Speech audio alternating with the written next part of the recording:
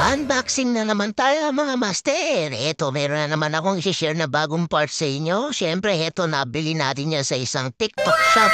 Pero eto guys, napakahirap kasi maghanap ng ganitong parts pero nakabili tayo niyan kay Boss ni Thai Parts. Sa mga naghahanap ng ganito mga master, tong handlate na pivot axle cover natin para sa Raider 150 pa. Eto, hanapin niyo lang si Ronnie Salcules Ponce. Ayan, yun yung pinaka-legit na ating pinaka-seller guys.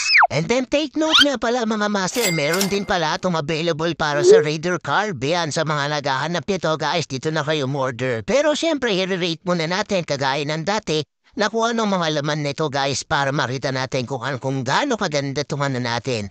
Unang bukas pala mga master, makikita na natin na legit sila dahil nandito yung pinaka-sticker ng pinaka-motor shop nila. Eh nga pala, yung link nila sa Shopee, ang Boss ni Motor Parts, dyan na lang kayo mag-order sa mga malalayong lugar.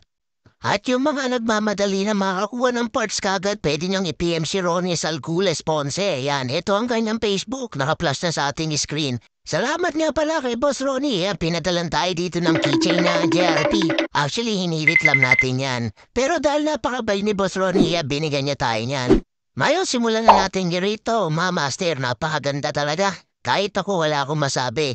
Yung mga detalye niya talaga nandyan, napaka-goods talaga. Napakaganda ng pagkakagawa.